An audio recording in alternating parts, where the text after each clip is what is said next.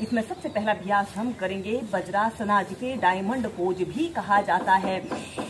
आपने अपने राइट पैर को ऐसे घुटने से ऐसे मोड़ लेते हैं और दूसरे पैर को भी ऐसे घुटने से ऐसे मोड़ लेना है और ऐसे आपके पैर के अंगूठे एक दूसरे को स्पर्श कर रहे हैं और आपने अपने दोनों हील के बीच में ऐसे कमर गर्दन बिल्कुल सीधी करते हुए ऐसे बैठ जाते हैं और अपने दोनों हाथों को ऐसे अपने घुटनों के ऊपर रख लेते हैं और एक आरामदायक अवधि के लिए इस अभ्यास को आप कम से कम 10 से 15 मिनट अपनी दिनचर्या में जरूर शामिल करें। बहुत सी बार ऐसा होता है जब हम अधिक खाना खा लेते हैं तो अधिक खाने के बाद जो बेचैनी होती है इस वज्रासना को करने से दूर होती है। नेक्स्ट अभ्यास करेंगे मंडूकासना और अपने दोनों हाथों की ऐसे मुट्ठी बांध लेते हैं, अंगूठा अंदर की तरफ रहेगा और मुट्ठी के बीच वाले छिद्र को ऐसे अपने नाभि केंद्र के पास ऐसे रख लेते हैं और ऐसे अपने पेट को अंदर की तरफ पिचका लेते हैं। लंबी गहरी श्वास अंदर भरते हैं और श्वास छोड़ते हुए ऐसे धीरे धीरे ऐसे आगे को झुक जाते हैं और ऐसे सीधे देखते हैं और कम से कम 2 मिनट तक ऐसे ही इस मंडूकासना की पोजीशन पर रहते हैं। दोस्तों, जब आप इस अभ्यास को करोगे तो खुद ही फील करोगे कि हमारा पेट हल्का और नरम हो रहा है।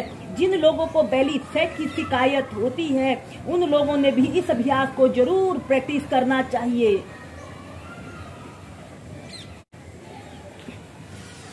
श्वास अंदर भरते हुए सीधे ऐसे ही से आप 2 से 3 बार कीजिए। बाद हम नेक्स्ट अभ्यास करेंगे अर्धचंद्रासना।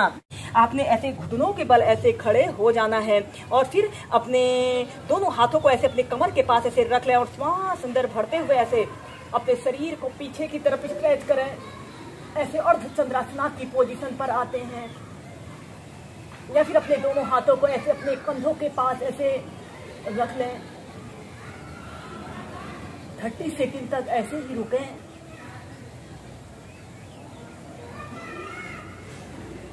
फिर सीधे। इस अर्धचंद्रासना को करने के बाद हम करेंगे उष्ट्रासना।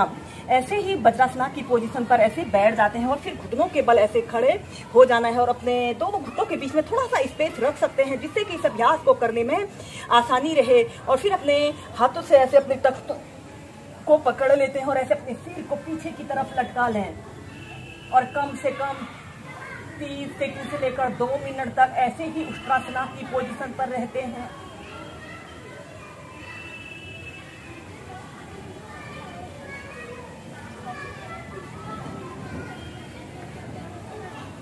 और फिर सीधे ऐसे ही से आप 2 से 3 बार कीजिए।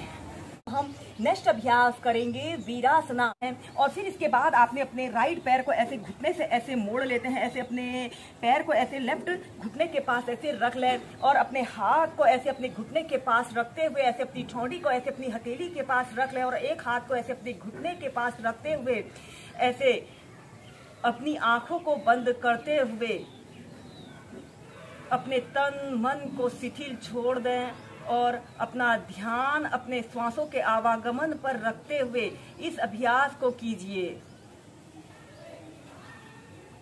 और फिर जब आप ऐसे ही एक तरफ से कर लेते हो तो फिर इसके बाद ऐसे ही इस अभ्यास को दूसरी साइड से करेंगे। ऐसे अपने पैर को ऐसे राइट घुटने के पास ऐसे रख लें और अपने हाथ को ऐसे घुटने के पास रखते हुए ऐसे अपने हाथ को ऐसे अपनी ठोड़ी को ऐसे अपनी हथेली के पास रखते हुए इस अभ्यास को ऐसे प्रैक्टिस कीजिए।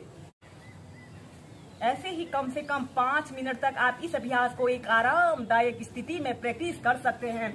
और फिर नीचे नेक्स्ट अभ्यास करेंगे वीरासना सेकंड को प्रैक्टिस करेंगे।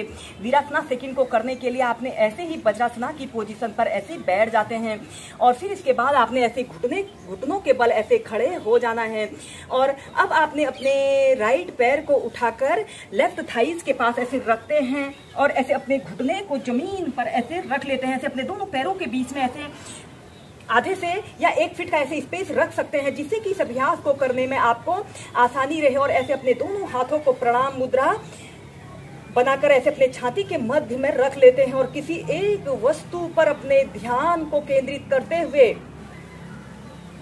इस अभ्यास को करें। या फिर अपने दोनों हाथों को ऐसे, अपने दोनों बाजुओं को ऐसे कान के पास सटाते हुए ऐसे अपने ऊपरी शरीर को ऊपर की तरफ स्ट्रेच करने की कोशिश करते हैं। यह शारीरिक संतुलन को बढ़ाने वाला एक बेस्ट अभ्यास होता है। या फिर ऐसे प्रणाम मुद्रा बनाकर अपने ऊपरी शरीर को ऊपर की तरफ जितना खींच सकते हैं और एक आरामदायक अवधि के लिए जितनी देर आप इसे होल्ड करके रख सकते हैं, होल्ड करके रखें।